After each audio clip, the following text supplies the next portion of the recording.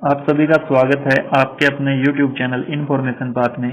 जैसे कि आपको पता है कि हम चैनल पर टैट और टैट से रिलेटेड वीडियो लेकर आते रहते हैं, तो हम साइकोलॉजी के जो मोस्ट इम्पोर्टेंट क्वेश्चन हैं जो आपके आने वाले टैट में बड़े ही हेल्पफुल होंगे, वो क्वेश्चन आज करवाने जा रहे हैं। इस सीरीज में जो है 20 क्वेश्चन रहने वाले हैं विद ऑप्शन, तो आपने साथ के साथ जवाब भी देना है और हम आपको बताएंगे कि एक्यूरेट क्वेश्चन का आंसर क्या होगा। तो वीडियो अच्छी लगे तो लाइक जरूर करना है, शेयर जरूर करना है और चैनल को सब्सक्राइब कर बेल आइकन को जरूर दबा लेना है, क्योंकि जो भी वीडियो आएगी आपको नोटिफिकेशन उसका मिल जाएगा। तो साइकोलॉजी की सीरीज अभी चैनल पर शुरू हो गई है, तो चलिए क्वेश्चन नंबर 1 से शुरुआत करते हैं। क्वेश्चन 1 है, मनोविज्ञान परिभाषित करता है। मनोविज्ञान किसको परिभाषित करता है? पशुओं के बारे में सैद्धांतिक शिक्षण, जीवों का खुद के व्यवहार पर नियंत्रण करने का विज्ञान, मानव व्यवहार का सिद्धांत। तो इसका जो करेक्ट आंसर रहने वाला है वो है ऑप्शन नंबर डी। इसका जो करेक्ट आंसर हो गया वो हो गया ऑप्शन नंबर डी। चलिए नेक्स्ट क्वेश्चन पर चलते हैं। क्वेश्चन नंबर 2, इनमें से किसने मनोविज्ञान के व्यवहारात्मक स्कूल की नींव रखी? ऑप्शन ए है विलियम जेम्स, ऑप्शन बी है एडवर्ड लाइनर, ऑप्शन सी है जॉन बी वाटसन या जे बी वाटसन बोल सकते हैं, ऑप्शन नंबर डी है जॉन डेवी। तो जो इसका करेक्ट आंसर रहने वाला है वो है option number C, John B Watson. ठीक है, तो चलिए क्वेश्चन नंबर 3 पर चलते हैं। मनोविज्ञान में सूचनाओं को इकट्ठा करने के लिए कौन सी विधि जो है प्रयोग में लाई जाती है?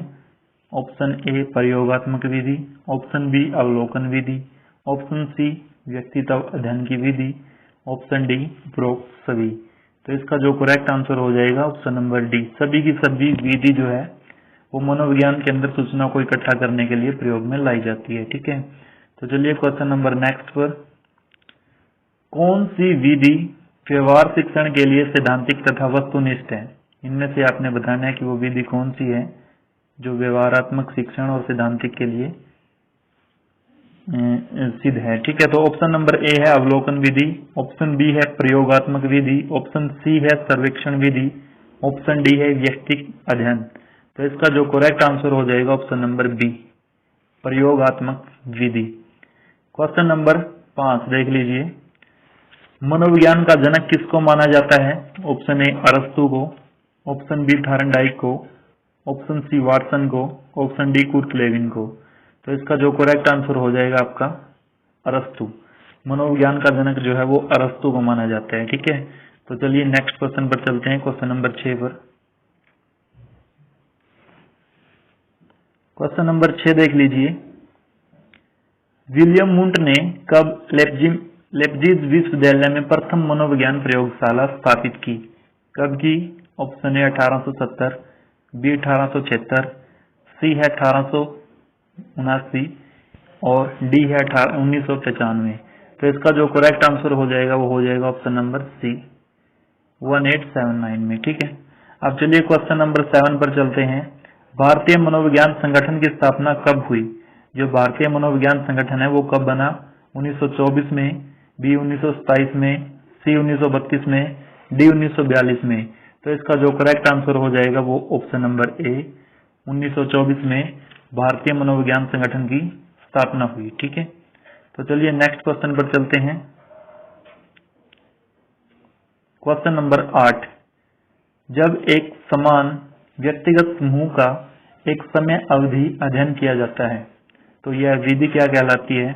ऑप्शन ए कालानुक्रमिक विधि, ऑप्शन बी अनुक्रमिक विधि, ऑप्शन सी अनुप्रस्थ विधि और ऑप्शन डी सार कथन विधि। तो इसका जो करेक्ट आंसर आ जाएगा आपका ऑप्शन नंबर बी, अनुक्रमिक विधि। अब क्वेश्चन नंबर 9 देख लीजिए। सावेगिक बुद्धि पुस्तक किसने लिखी? सावेगिक जो बुद्धि पुस्तक है उसके राइटर कौन है? थॉर्नडाइक, बी गोलमैन, सी है विलियम जेम्स, डी है विलियम वुंट। तो इसका जो करेक्ट आंसर हो जाएगा आपका ऑप्शन बी, गोलमैन। ठीक है, तो चलिए नेक्स्ट क्वेश्चन पर हम चलते हैं। ये जो 2-3 क्वेश्चन मैं आपको अब नेक्स्ट करवा रहा हूँ, यहाँ से बड़े ही इंपॉर्टेंट क्वेश्चन है, आपके एग्जाम के अंदर यहाँ से क्वेश्चन रह सकते हैं, तो ये बड़े ध्यान से आपने करने हैं। ठीक है, क्वेश्चन नंबर 10 है कि डिसलेक्सिया लेक्सिया से आप जैसे रिलेट करोगे कि लिखने से रिलेटेड होता है, लेकिन ये बिल्कुल ही गलत है। लेक्सिया लिखने से रिलेटेड कभी भी नहीं होता। तो डिसलेक्सिया जो साइकोलॉजी बीमारी है वो उसके अंदर क्या हो जाता है, यदि किसी को डिसलेक्सिया हो गया तो ऑप्शन ए रात को नींद न आना, ऑप्शन बी भूल जाने की बीमारी, ऑप्शन सी पढ़ने की अयोग्यता, ऑप्शन डी लिखने की अयोग्यता। अब लेख से लिखने पे मत चले जाना, ये बिल्कुल ही रॉन्ग है। तो इसका करेक्ट आंसर होगा सी, पढ़ने की अयोग्यता हो जाएगी तो उसको डिसलेक्सिया बीमारी हो जाएगी। ठीक है। क्वेश्चन नंबर 11 है डिसग्राफिया।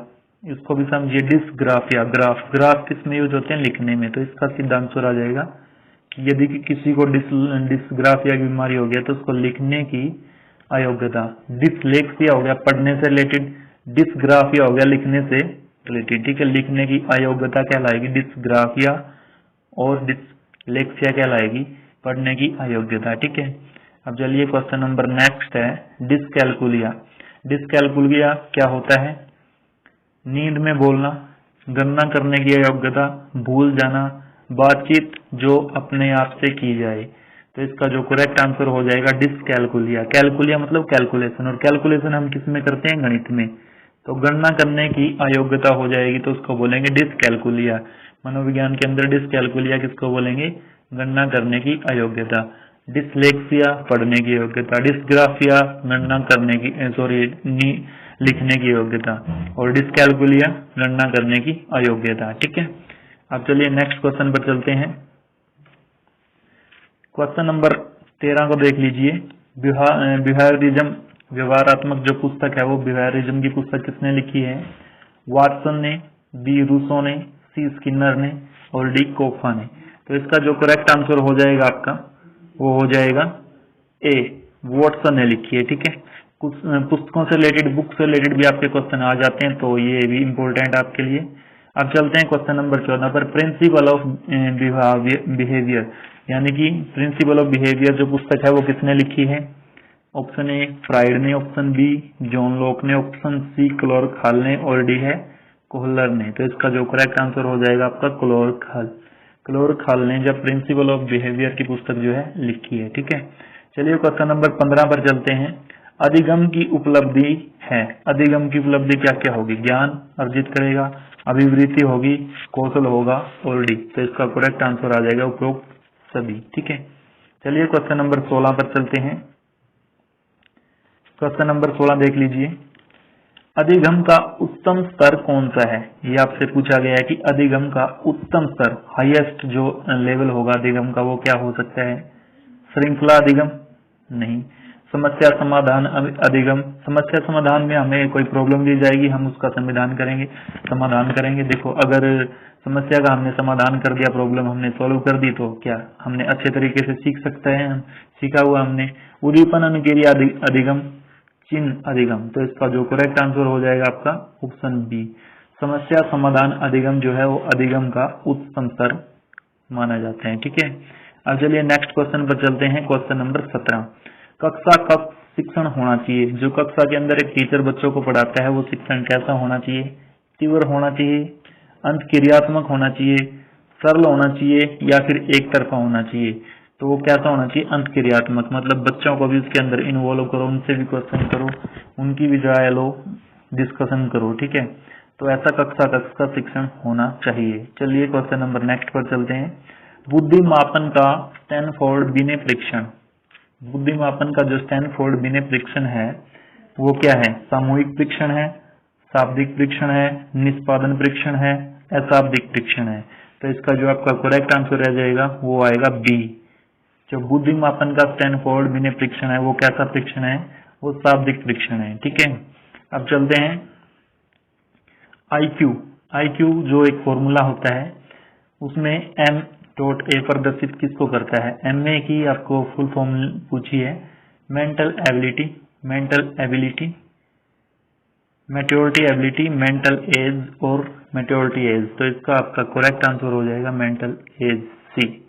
ये होता क्या है, MA/CA इंटू में 100। ठीक है। तभी किसी चीज का, किसी बच्चे की आईक्यू हम निकाल सकते हैं। ठीक है। MA मतलब उसकी मानसिक आयु कितनी है, मानसिक एज, मेंटल एज कितनी है, सी है वास्तविक आयु इंटू में 100, तो उसका IQ लेवल हम निकाल सकते हैं। ठीक है, तो इसका करेक्ट आंसर हो गया सी। अब चलिए क्वेश्चन नंबर नेक्स्ट पर चलते हैं। क्वेश्चन नंबर 20 अंतिम क्वेश्चन है इस वीडियो का। कौन सा अनुच्छेद 14 वर्ष से कम आयु के बच्चों को, जो हमारा संविधान है उसके अंदर कौन सा आर्टिकल ये बात बोलता है कि 14 वर्ष से कम आयु के बच्चों को नौकरी करवाने की मनाही से संबंधित है, कि 14 वर्ष से आयु के जो कम 14 वर्ष की आयु से के जो कम बच्चे हैं ना, जिसकी एज 14 वर्ष से कम है, उनसे आप कहीं कारखाने में कहीं भी आप नौकरी नहीं करवा सकते। तो अनुच्छेद 21, अनुच्छेद 24, अनुच्छेद 16, अनुच्छेद 23, ये 23 है। तो इसका करेक्ट आंसर आ जाएगा ऑप्शन नंबर बी। आर्टिकल 24 जो है वो मनाही करता है कि आप छोटे बच्चों से जो 14 वर्ष से कम आयु के, उनसे कहीं पर भी नौकरी नहीं करवा सकते, चाइल्ड लेबर आप नहीं करवा सकते। तो इसका करेक्ट आंसर हो जाएगा अनुच्छेद 24, आर्टिकल 24, आर्टिकल 24। ठीक है, तो ये 20 क्वेश्चन हमने किए, बड़े ही इंपॉर्टेंट क्वेश्चन है ये एग्जाम के पॉइंट ऑफ व्यू से। तो आपने बड़े ध्यान से करना है, आपके फ्रेंड्स के साथ इस वीडियो को शेयर करना है। वीडियो अच्छी लगे तो आपने लाइक जरूर करना है, और हाँ, चैनल को सब्सक्राइब कर लेना है, क्योंकि अब साइकोलॉजी की सीरीज बड़े ही इंपॉर्टेंट क्वेश्चन आपके लिए लेकर हम आएंगे। आपकी क्लास कंटिन्यू लगती रहेगी। तो वीडियो को लाइक जरूर करें, शेयर करें, सब्सक्राइब करें। तो मिलते हैं नेक्स्ट क्लास के अंदर।